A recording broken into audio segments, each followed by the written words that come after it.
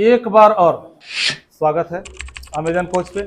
आज हम आपको सिखाने वाले हैं कि आयोटा के पावर में अगर नेगेटिव वैल्यू आ जाए, नेगेटिव मतलब नेगेटिव इंटीजर्स आ जाए तो हम उनकी वैल्यू कैसे निकालते हैं। सिंपल है, 10 मेथड्स हैं। 10 मेथड्स जानने की जरूरत नहीं है, एक तरीके से सिखा देता हूं, वैल्यू आराम से निकाल दोगे।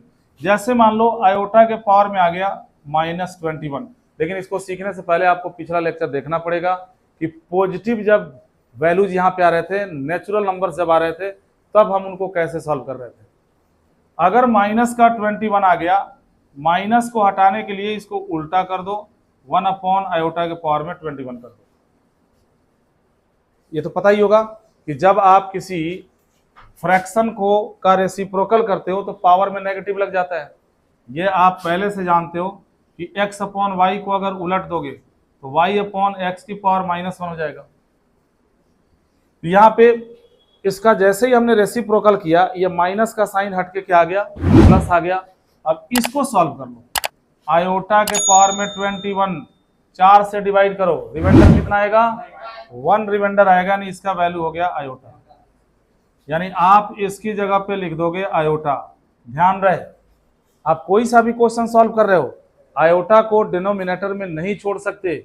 यानी यहाँ पे क्या करो, ऊपर नीचे आयोटा से मल्टीप्लाई कर दो। ऊपर भी आयोटा से मल्टीप्लाई करो, नीचे भी मल्टीप्लाई करो। ऊपर आयोटा आ गया और नीचे क्या बन गया, आयोटा स्क्वायर। आयोटा स्क्वायर की वैल्यू कितनी होती है, यहाँ जैसे ही -1 डालोगे ये आ गया माइनस का आयोटा और ये आपका आंसर हो गया। तो नेगेटिव पावर अगर आ जाए तो इस तरीके से आप उसको सॉल्व कर लोगे। ठीक है, अब हम आपको बताते हैं स्टैंडर्ड फॉर्म क्या होता है। Standard form of complex number. बच्चों ध्यान सुनो, z is equal to, z से हम z मान लेते हैं, z, z1, z2 ऐसे मान लेते हैं। आप p, p1, p2 भी मान सकते हो। मैक्सिमम बुक्स में z, z1 और z2 ही यूज किया हुआ है, इसलिए हमने यहाँ पे z ले लिया इसको। z is equal to a plus iota b, इसी को हम बोलते हैं standard form. Is standard form of complex number. ये कॉम्प्लेक्स नंबर का स्टैंडर्ड फॉर्म है। इसमें ए को हम क्या बोलते हैं, ए को बोलते हैं रियल पार्ट ऑफ जेड, और इसको REZ से डिनोट करते हैं। रियल पार्ट ऑफ जेड को हम REZ से डिनोट करते हैं। और ये जो आयोटा बी देख रहे हो, इसमें हम इस बी को क्या बोलते हैं, imaginary part of complex number z, और इसको हम IMZ से डिनोट करते हैं।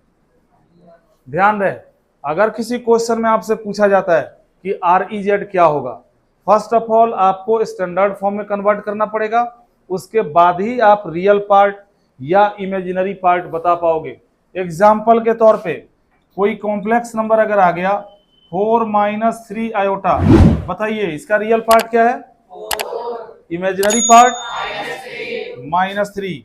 अगर z इज इक्वल टू आ गया 1/2 - 2 आयोटा, रियल पार्ट क्या है, और इमेजिनरी पार्ट। अगर z इज इक्वल टू आ गया -4 आयोटा, रियल पार्ट क्या है, इमेजिनरी पार्ट। अब देखो, क्योंकि इसमें रियल पार्ट 0 है, ऐसे कॉम्प्लेक्स नंबर को हम बोलते हैं प्योरली इमेजिनरी कॉम्प्लेक्स नंबर। यानी z is equal to a plus iota b, purely imaginary कब होगा, is purely imaginary when a बराबर 0। इनके ऊपर भी, अब ये जरूरी थोड़ा ना कि आप जितना एनसीईआरटी में पढ़ोगे उतना ही से क्वेश्चन आएगा, इनके ऊपर भी एक एक नंबर के क्वेश्चन बनते हैं। एक एक नंबर का क्वेश्चन इन पे भी बनता है। कोई भी कॉम्प्लेक्स नंबर दे देगा, जैसे मान लो कॉम्प्लेक्स नंबर ऐसा दे दिया, देखो छोटा सा क्वेश्चन बता रहा हूं, z इज इक्वल टू के square minus 4 plus 2k plus 3 iota is purely imaginary, purely imaginary, find z, z क्या होगा बताइए। अब ऐसा क्वेश्चन तो तुम्हारी बुक में नहीं है, लेकिन अगर कंसेप्ट पता है तो आराम से सॉल्व कर दोगे। ये प्योरली इमेजिनरी है, इसका मतलब क्या होगा, ये तब प्योरली इमेजिनरी होगा जब a का वैल्यू 0 होगा। इसमें a क्या होगा, a और ये b, यानी यहां लिखोगे के स्क्वायर माइनस 4 बराबर 0, के स्क्वायर बराबर 4, यानी k का वैल्यू क्या आ गया, प्लस माइनस 2। इसी k की वैल्यू को इस z में डाल दो, आपको कॉम्प्लेक्स नंबर मिल जाएगा। प्लस माइनस 2 जब यहां पे डालोगे तो ये तो 0 हो जाएगा, और प्लस माइनस 2 यहां डालोगे तो दो कॉम्प्लेक्स नंबर मिलेगा, 7 आयोटा एंड माइनस आयोटा। दोनों आंसर देना पड़ेगा, खाली 7 आयोटा से काम नहीं चलेगा।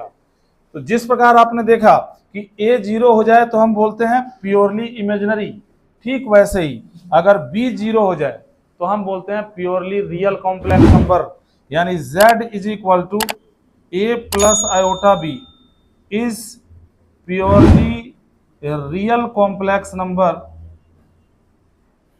प्योरली रियल कॉम्प्लेक्स नंबर कब, जब b का वैल्यू 0। इनके ऊपर भी क्वेश्चन आएगा, सॉल्व करने का तरीका यही होगा। इमेजिनरी, प्योरली इमेजिनरी देगा तो a 0, और प्योरली रियल देगा तो b 0।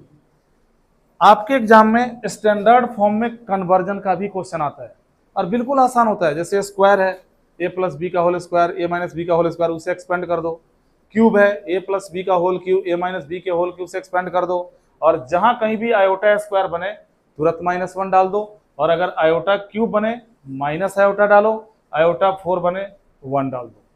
अगली बात समझ में, अगर मान लो कॉम्प्लेक्स नंबर फ्रैक्शन में आ रहा है, जैसे 2 प्लस आयोटा अपॉन में 3 माइनस आयोटा, तो ऐसी कंडीशन में रेशनलाइज करना पड़ता है। नीचे अगर 3 माइनस आयोटा दिया है तो आपको 3 प्लस आयोटा से ऊपर नीचे मल्टीप्लाई करना पड़ेगा, तब जाके स्टैंडर्ड फॉर्म में कन्वर्ट होगा। तो अभी हम कुछ क्वेश्चंस आपको करके दिखाएंगे स्टैंडर्ड फॉर्म में कन्वर्जन का, उसके बाद फिर हम आगे बढ़ेंगे। ओके।